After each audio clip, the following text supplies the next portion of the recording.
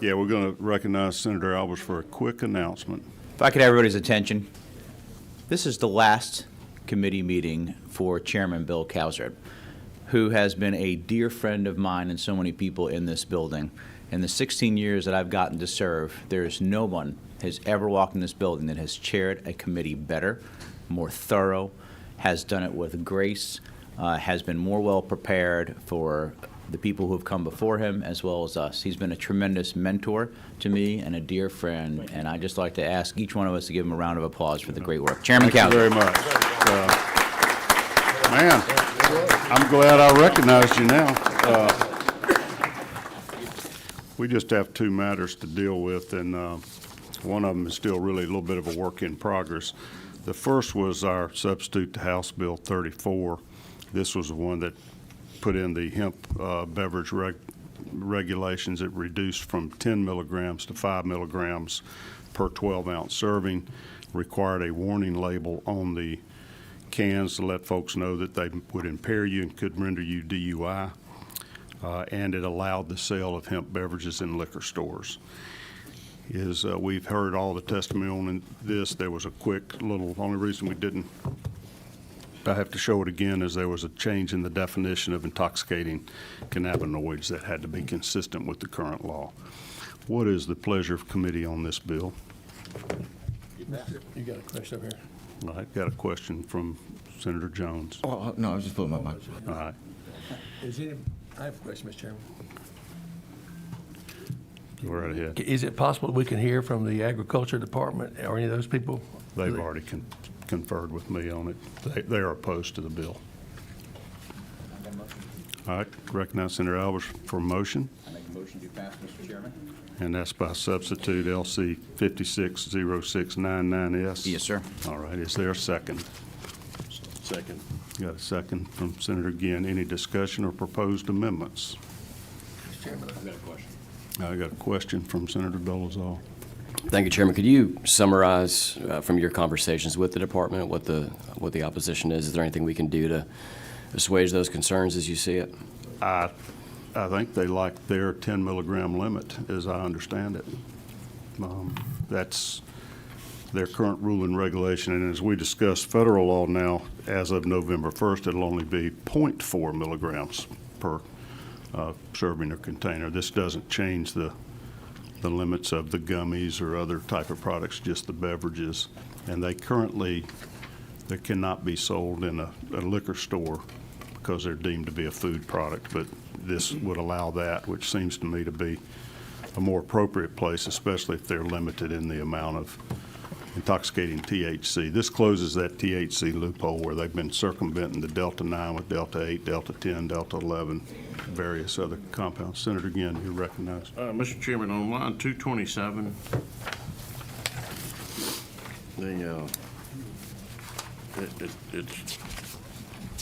it mentions 10. I haven't read through the whole section, but I'm looking at that and I'm thinking, okay, you're lowering it, but here it's referencing 10. So That's in the gummies, the food products. We're not changing those. okay. It was just, yeah, that's it. That's talking about the other consumable hemp products. If you turn the page to the top of page 10, you'll see the reference to the beverages. Mr. Chairman, got a question. Okay. All right. You got a question from President Pro Tem. I hadn't been super involved with this conversation, so I apologize if y'all have already gone over this, but the expanding the distribution of this through liquor stores is, I don't really particularly care for that idea. Would they be able to sell gummies in liquor stores? Maybe they already can. I don't know. This doesn't address that. It just addresses the beverages. Beverage products, I see it. I mean, it just seems like we're being, we won't allow grocery stores to sell high noon. It just doesn't, it seems strange to me that we Yeah. on one front we're like we want to protect the this system that we've had, and you can't sell anything but malt beverage products in grocery stores, but on the other hand, we're gonna let the liquor stores sell whatever they want to. I don't know. No, that is a policy debate. I was trying to get my vice chairman's vote to support the bill, but he had a separate bill to allow the sale in liquor stores, so I implemented it in this bill, and then he voted against it anyway. So if you want to amend it and take that out, that's fine with me. I'd offer that amendment, Mr. Chairman, Okay. but at the appropriate time. I don't know if that. No, it's now while the bill's on the, Chairman, I have for a question discussion. here. Let me try to find you the, It's in Location. section 4. It's on page 11, looks like to me. that is. All right, so you Strikes would be all of C. deleting lines 253 through 255, and that's seconded by Senator Alvers. Senator Summers, you are recognized for question or discussion. How about a discussion to start with, Mr. Chairman? Here we are fixing to change something that we just got through beating up the last couple of years. And we're getting ahead of the federal government. They're going to make a ruling, as you keep saying, in November. It would be prudent, in my opinion, to wait till November to see what the federal government decides to do, and then we follow what the federal government decides to do, instead of us trying to get ahead of the federal government and make these changes. And if we implement this stuff and it's not right, then we're back fighting this thing again and beating this horse.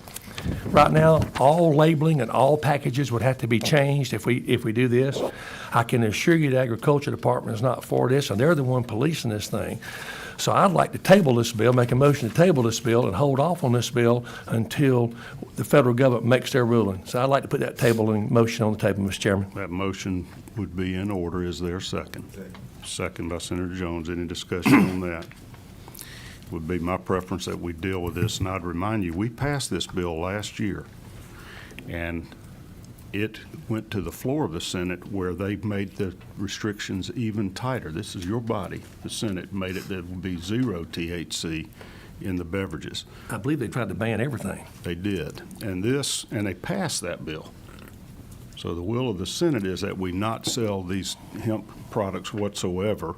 This bill is a compromise. The current rules and regulations allow up to 10 milligrams per beverage. This takes it to 5. It also says that if the federal ban remains in effect, then that will supersede this law. What you're looking at is really an 8-month period here.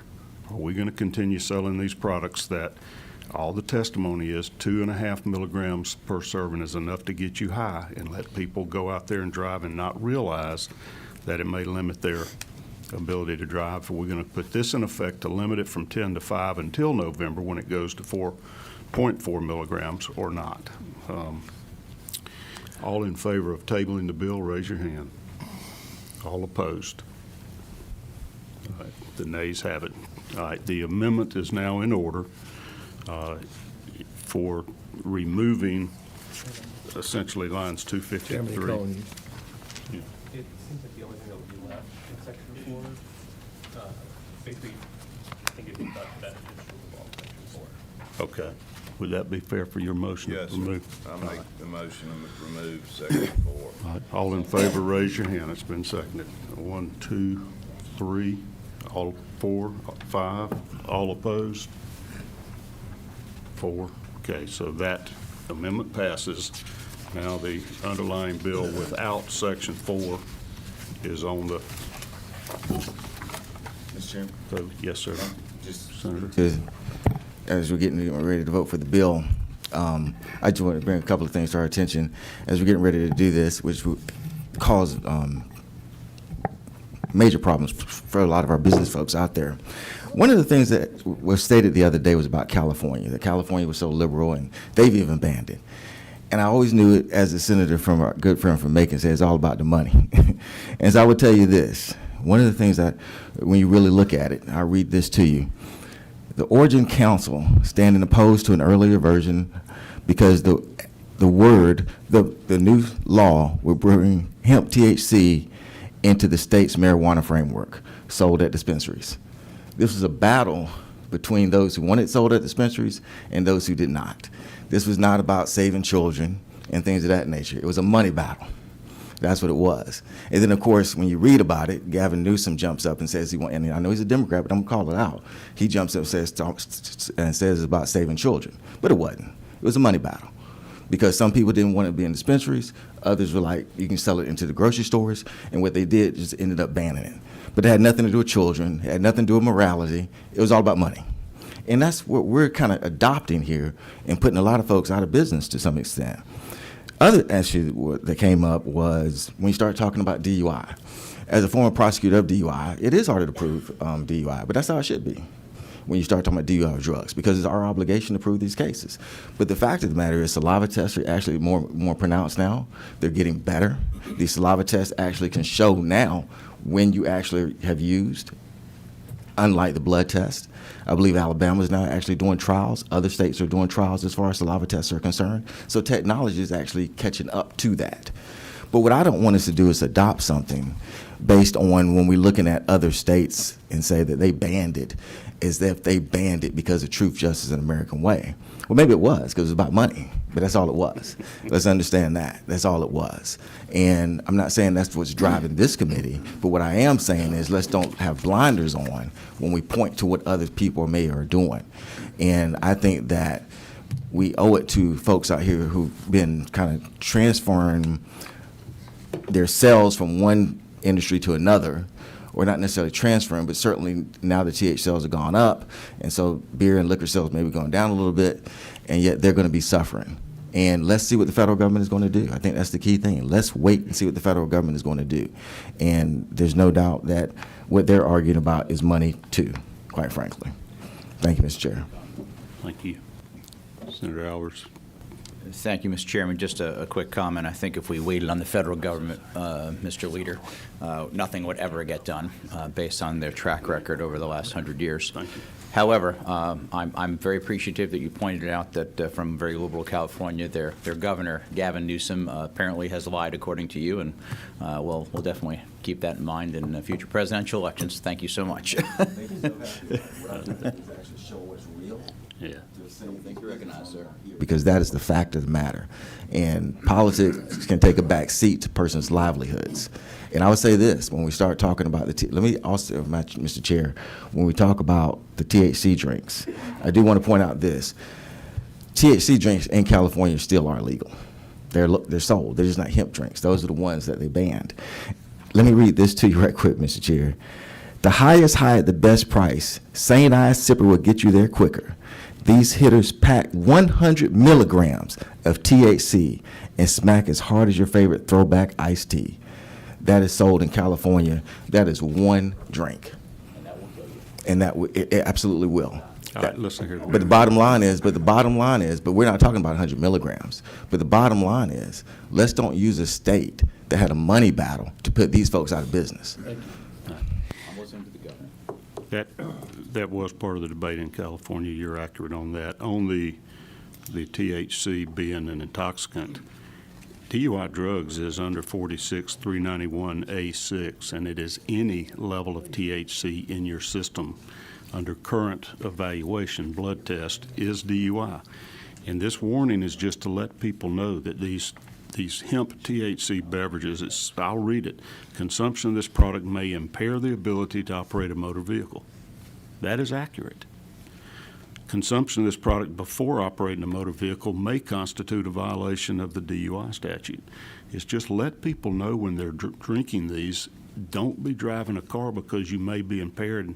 And even if your argument's right that you might not currently be impaired, you are DUI under Georgia law. Let's warn drivers before they drink these beverages, don't drive a car. All right, Senator Ginn. Mr. Chairman. Yeah, thank you. I have a question on that DUI test, and I'm not sure which one of the lawyers in the room want to answer it for me, but the THC stays in your bloodstream for up to 30 days. And I don't know if it's a cumulative effect or how it works, but, you know, if somebody has, you can do the math on alcohol and kind of how long it takes for it to dissipate in your body and that kind of stuff. on the THC, somebody has one of these drinks on Monday, one of them on Wednesday, three of them on Friday. Said Saturday they get pulled over for the something and suspected to be DUI. All those things are going to add up in their system, and they may not be high at the time. What may be dysfunctional, but the only test that we have right now is the THC in the bloodstream. Is it not? Right now. And I mean, why would we not just say, hey, we want to ban this? Because we put everybody at risk in this case. The driver, the person that wants to use the product, the public that's out there, if they are indeed impaired, the insurance companies in our state. These, to me, I'm trying to figure it out. It doesn't make sense that we're legitimizing this and not doing an outright ban in Georgia. I know we can't do what, on the federal government, but where did we miss that boat? Can't help you with that. Senator Jones, you were a prosecutor. Yes. No, you're not. Your argument basically is that you're saying that the ingestion of something that's legal right now is automatically make somebody commit a crime because DUI is a crime. He did recognize me because DUI is a crime, but there's ways of actually showing that where you can do field sobriety tests. They don't get arrested to actually do the test until the officers made a determination that they are impaired. And there's certain field sobriety tests that they can go through to actually do that. So I think it's a fallacy, though, to say, well, these persons who drink this drink is any more likely to commit a crime than a person who drinks alcohol. Because if we kind of use that logic, then we ought to ban alcohol. And the only reason why we don't do that, because the alcohol obviously big. So, I mean, if you're consistent with it, if you're really consistent with the argument, but that's really the key. When you say, well, if a person just uses it, no, that they're using it is not committing a crime. The crime is using it to where you're impaired. And the impairment can be shown through field sobriety evaluations. And there are different ones to show for marijuana, the different ones to show for alcohol. The field sobriety evaluations work a little bit differently for both. Sometimes they're a little harder to prove, but it still is a requirement to do that. But they don't take the test until they're arrested because the deputy believes they've committed the crime of driving under the influence of drugs. That has already been determined. So don't say that, well, if a person drinks this, they're automatically in violation of the law. That's not accurate at all. Any more than when we go to a football game and have a drink, we're not in automatically in violation of the law. Mr. Chairman, one last thing. In our folder, there's an amendment, the AM 560074. Are we going to take up that amendment? I'd like to if we can. Nobody brought that amendment forward. Is it too late for me to offer this amendment with a slight change for? It is at this time. We had amendments, we had discussion. The move due pass substitute to HB 34 as amended is now being voted on. We've already called the vote, no. All in favor, raise your hand. All opposed? Got 3, 4 against. Okay. Bill passes. I got to take a 5-minute recess to look at a committee sub that came in late last night on the remaining bill, House Bill 1027. Give us 5 minutes and let me just make sure we can understand what we have and decide whether we're going to vote on it and make sure the members have copies of this. Thank you. We'll be in recess for 5 minutes.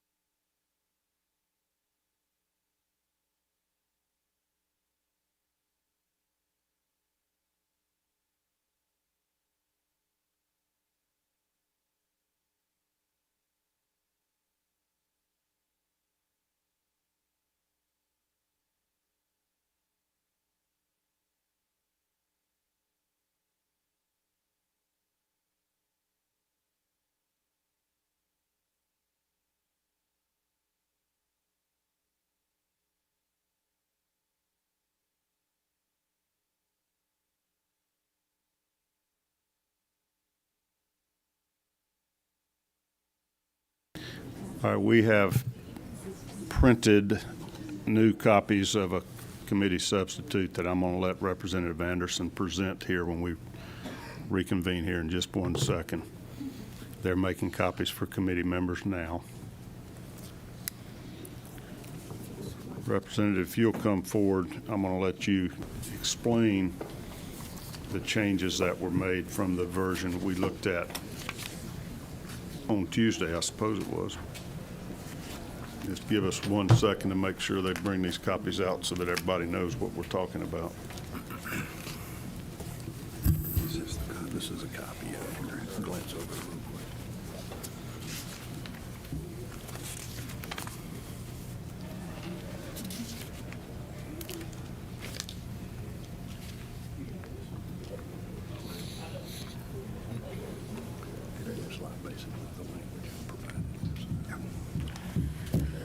Just to refresh committee members, we had, this bill deals with the ability of MEAG utilities to essentially be able to contract with the large data centers, the large load customers. And the current law limits the length of contracts they can have with customers to 10 years. The large power use data centers would like to have a guarantee of power for at least 20 years at a guaranteed rate. And one reason they want that is they're being asked to pay a good portion of the construction cost for new power generation up front. We had looked at the original bill that passed the House, and we recognized that in SB 410, we had adopted the Public Service Commission's rules and regulations for Georgia Power on their contractual provisions on these type of large load customers. And there was discussion in this committee that we wanted to make sure the MEAGs were on the level playing field with the Georgia Power contracts, and vice versa, that didn't have an advantage. So I've had discussions with the author and members of MEAG about how to do that and to protect the ratepayers from inadvertently absorbing the cost of these new power generation to fuel essentially the data centers. And I believe that's what this committee sub does, and I'm going to let Representative Anderson present it and explain to us what changes you've made and just maybe walk through what it does. Just give us a couple more minutes. They are literally Yes, sir. copying the document now, and they're going to be in here, I hope, any second.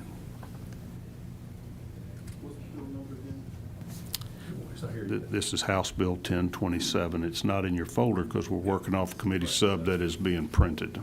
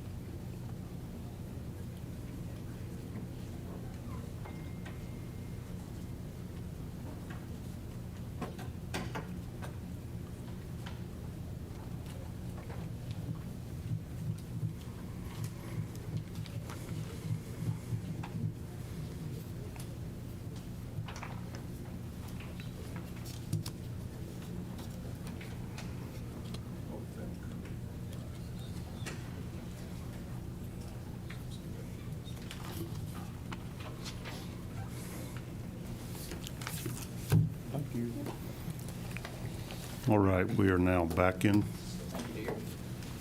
order, and I'm going to ask you, please, Representative Anderson, to review with us again the substitute to House Bill 1027.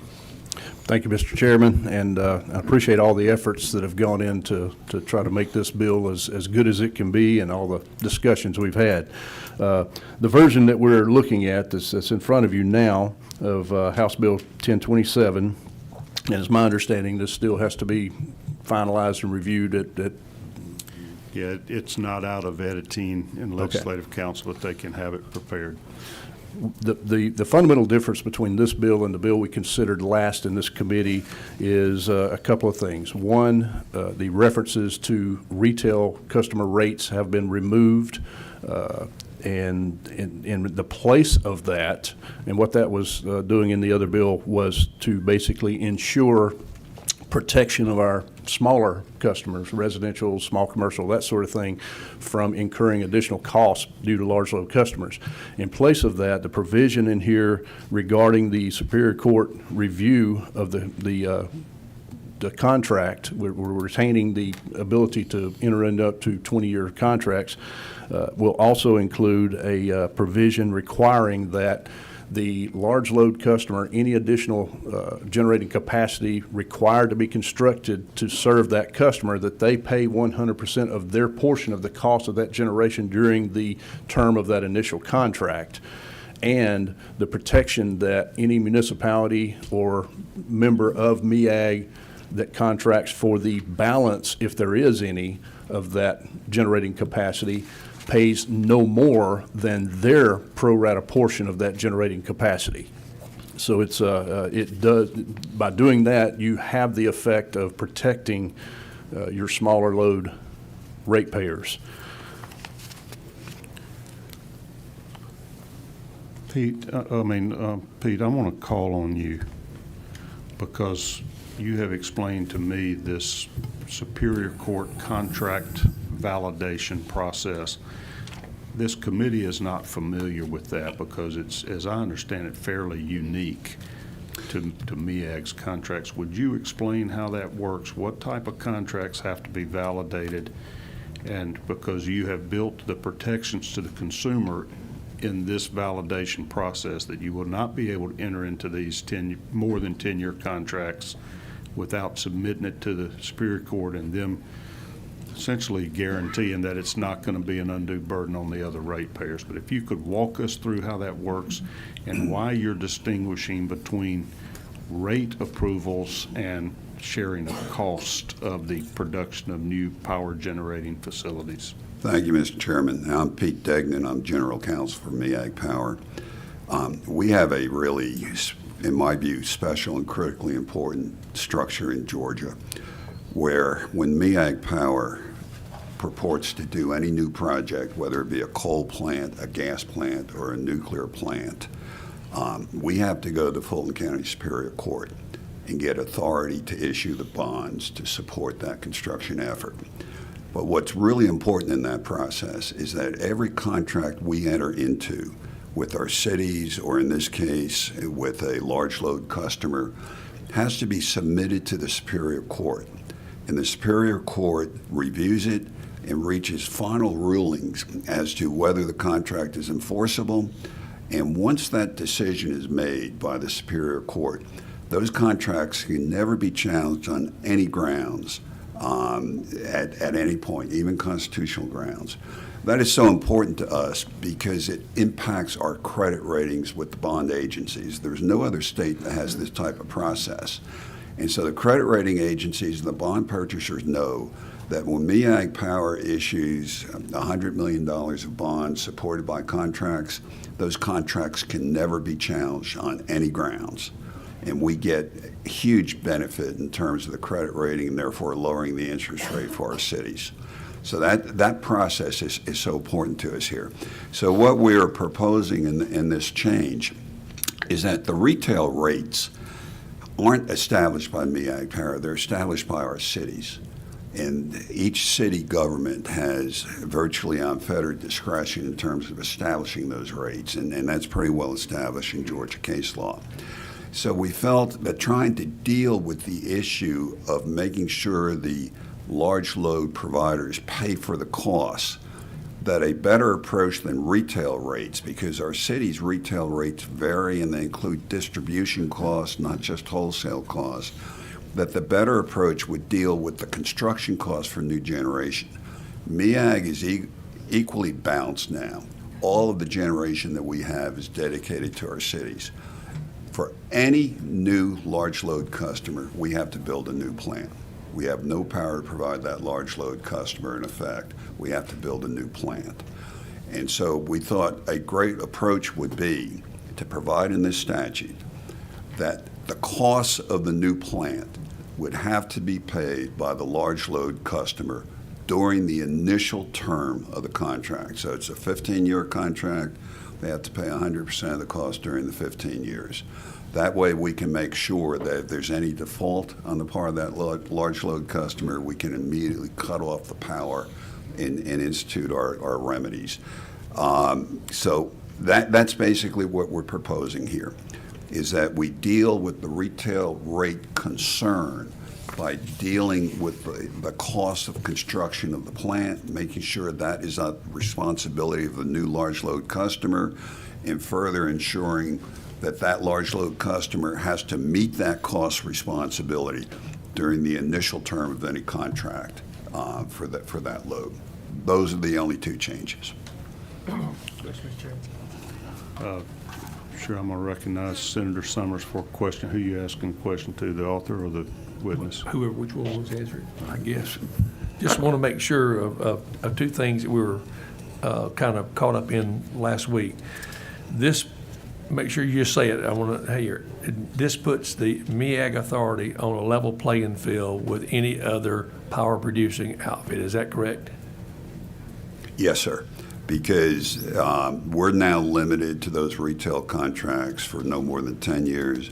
By being able to go to 20 years, it puts us on the even playing field. And last but not least, and I want to make sure I understand this, exactly on 25, line 25, tell me why are we in the Fulton County Superior Court for the simple reason MEAG is here in this area, or could that be any Superior Court? Just want to clarify.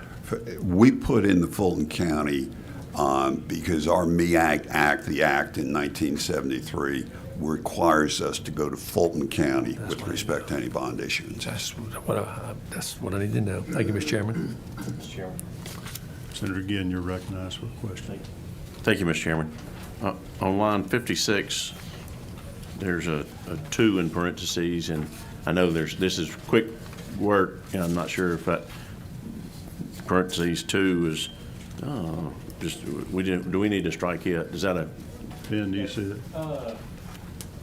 The version you have in front of yours, when you vote on it, I will ask permission to clean up and do some grammatical changes as well as title changes, and that's exactly one of those. Yes, and Mr. Chairman, at the appropriate time, I would make a motion to do pass. Okay, we'll go finish our questions and we'll tell you the appropriate time. Luke. I had a question back to the approval of the rates. Is that currently approved by the Fulton County Superior Court when you have a new contract? Are they? They're on line 100 of our last committee sub that you worked off of. It said no such contract shall authorize the large load customer to pay a rate that is below the rate paid to retail customers of the political subdivisions which have contracted with the large load customer. That was something that was important, in the public discussion, is that these data centers not get favorable treatment. Is that now no longer going to be part of the Superior Court approval process, or the shifting of the cost of the new power generation handles that in your view? In my view, the shifting of the cost for the new power generation handles the concern underlying the provision you just quoted.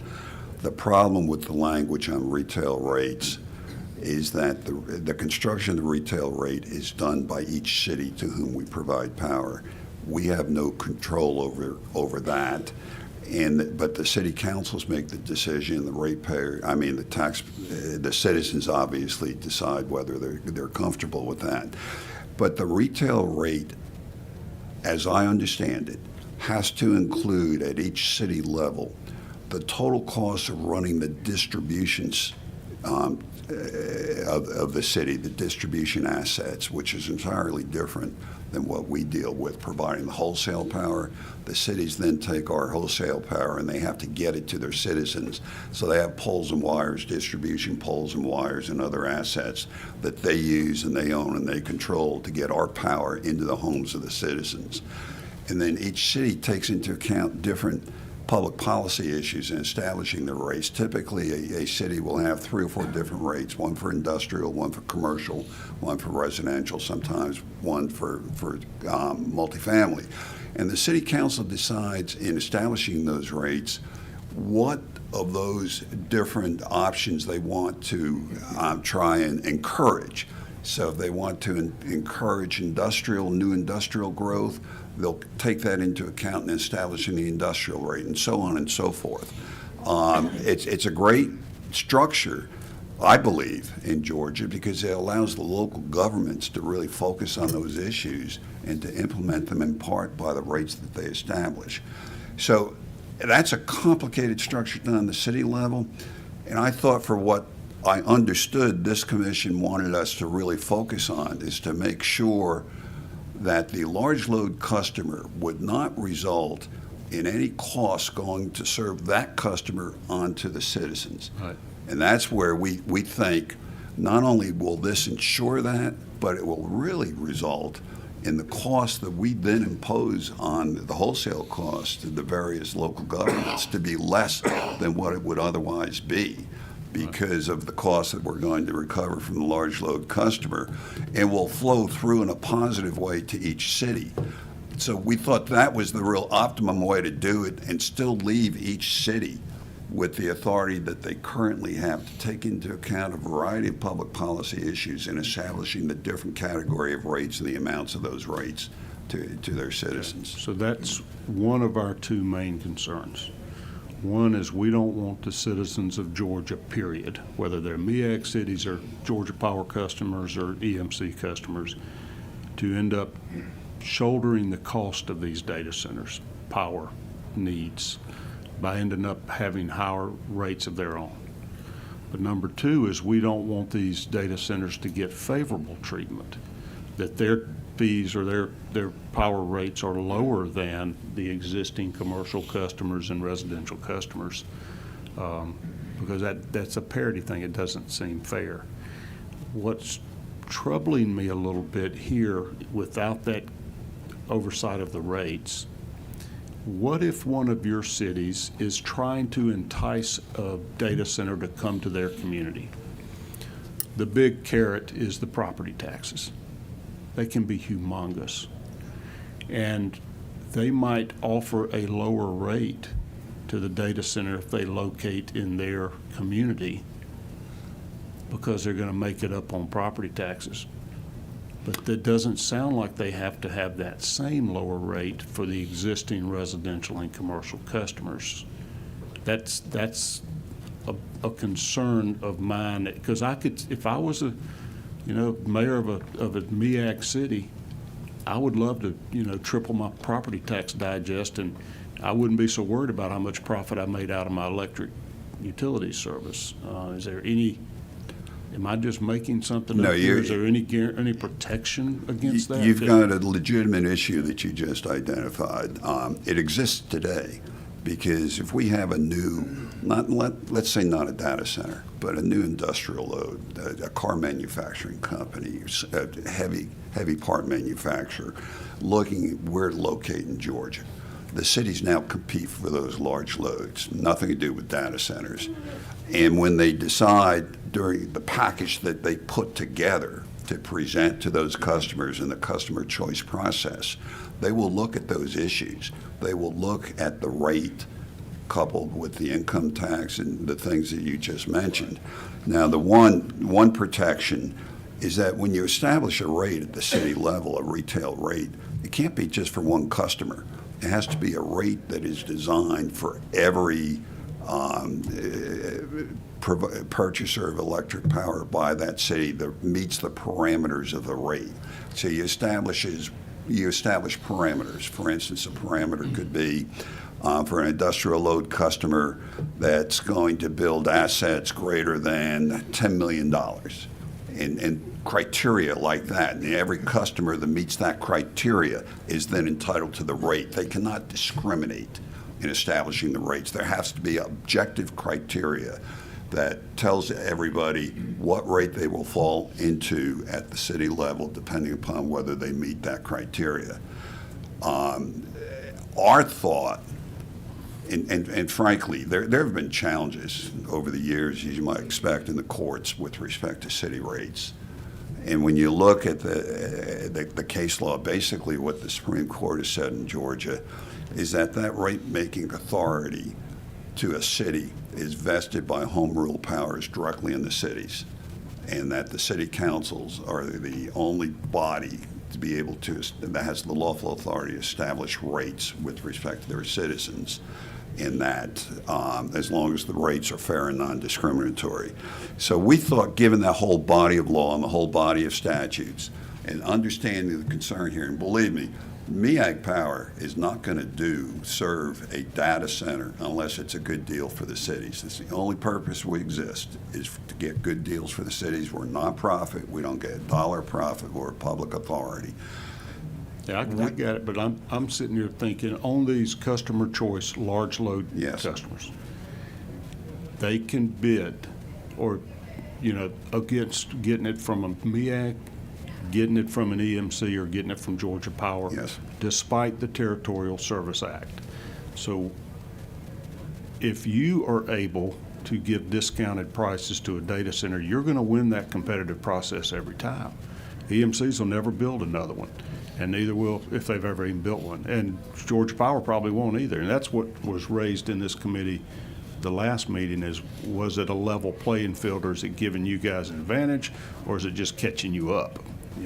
Senator Ken, you got a question? Because we won't finish questions I was just first. going to comment on what it would have done to handicap MEAG in our last meeting. That was why I brought that up, was if we had the language in that substitute, the forward, then they could have had to been required to sell electricity to a residential customer whose usage is very minimal and very fluctuating from day to day, year to year, Yeah.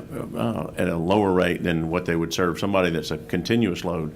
And so we haven't constrained Georgia Power or the EMCs that way, and I hope we never will, because if we do, we take Georgia out of the competition for these customer But loads. Georgia Power is now constrained.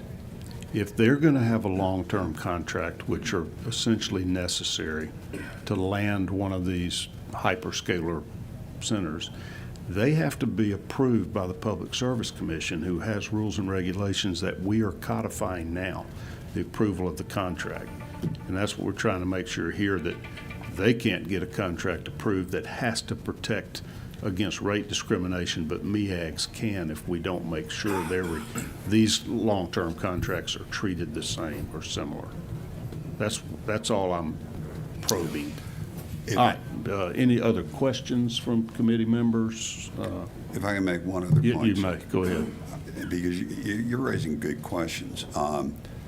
What we plan on doing at the MEAG level, if we get the opportunity to serve a new large load customer, and we have to provide, let's say, 500 megawatts of power to that large load customer, we will negotiate at the MEAG level the terms of that contract with the new large load customer.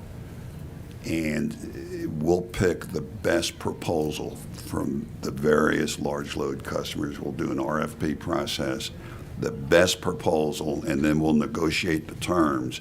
We'll be the ones negotiating how much they will pay for the energy, as well as paying for 100% of the cost of construction, not at the city level, because we're going to offer this opportunity to all of our cities, not one individual city. So we have to be, for these types of projects, we have to be the ones doing that negotiation so that the terms would apply to all of our cities, not any individual city. Does that negotiation include the rates that the large load customer? It's going to include the amount that the large load customer is going to pay for the energy. That's the rate. The rates established the energy cost. We will be doing that. So everything you said about each city having different rates is superseded by your contract? In this, yes, because what I said is generally the rule. But for large load customers, we're going to do it at the MEAG level, not the city level. It's the only way it can be done so that we can offer each city, including small cities in South Georgia who otherwise couldn't participate in a data center project, we can offer each of our 49 or 48 cities in one county the opportunity to participate in the deal that we put together, that we structure. Your deal will set the rate, the Yes. price per kilowatt hour? Yes. Okay. And what you're saying is you can't guarantee that that is not less than some other residential customer, because some cities might Exactly. have higher rates? Exactly. Okay. Senator Rhett, question? Thank you, Mr. Chairman. Just a thought. You know, initially, like you were saying, the property tax benefits may look good, but I think the main concern is, will the consumption costs outweigh it, and who pays? Is that Just a thought or a thought. question? Just a thought. Okay, thank you. Anybody else got thoughts or questions? Representative? Mr. Chairman, if I may, just to kind of summarize some of what I think I'm hearing you say, mentioning Georgia Power's, the PSC rules that were codified through 410, that sort of thing. Basically, that is designed to make sure that there's no cross-subsidization, I can't talk this morning, of the capital cost to serve those customers amongst the other classes of customers. The language that's in this bill now does exactly that. It prevents the cost, the incremental cost or the additional cost to serve for these large load customers from being imposed on the rest of the ratepayers. It restricts that to only being paid during the term of the contract, amortized or upfront or a combination for that particular customer by that customer. So it actually puts, this is basically making the playing field for the customer and for the utility provider on parity to what's being done with Georgia Power Company. Okay. Senator Ginn, do you still wish a motion, or they talk you out of it? No, I'm all in. Cindy, I did want to let our legislative council recognize, we have 2 Section 3s. I think the one on page 5 needs to be changed to Section 4. There's a couple other typos in there, and so I think he wants to be address how we're going to address the typos. I'll do that. We'll send it through a quick editing process. I just want permission to change some comments. However, I would like to go back to your checklist too, just to ensure that I'm on the same page as the committee. I understand that, by the way this is drafted, they wanted to delete that section 2 and 3 from code section 36-126. That, I want to make sure the committee's, that is the will of the committee, because what that does is remove certain requirements for contracts in excess of 2 years for both electric, natural gas, and water utility services. I have heard that discussed. So if that was left off of this draft for just to make it shorter, for ease of reading, then I would love to know that versus it being actively deleted. We did not intend to do that. Okay. That's good. Then in the editing process, restore paragraph 2. That's correct. Okay. And additionally, there's a reference to the 20%. There's an example parenthetical. Page 2 also. In 2 locations. We generally don't put those in code. So without we remote. Okay. Mr. so Chairman, You're I- going to restore on page 5? Page 4. There at line 56, you're going to put that back in here, or make sure it stays in. I don't have your line numbers, but it's the 2 and 3 that are That's already it. currently codified. I will not. Okay. And there's a 2 on line and 2 on. It happens in 2 places. Right. Correct. Okay, we all square on, is that your intent? Okay. Mr. Chairman, I'm going to move the best I can to because we don't have the perfected copy, but to pass HB 1027, and I'm not going to do anything but reference the number of the LC 474302S, but I know that that's subject to change To editing. with edits. Okay. You got, all right, is there a second? Got a second by Senator Alpert. Any further discussion? All right, all in favor, raise your hand. 1, 2, 3, 4, 5, 6, 7, 8, 9. And any opposed? 1 opposed. All right, that passes. We will send it on to Rules Committee and let them fly spec it at that stage. That's all the business before the committee. We all have to get down to House Rules and other committees here this morning, and so we are hereby adjourned. Thank y'all. Thank you.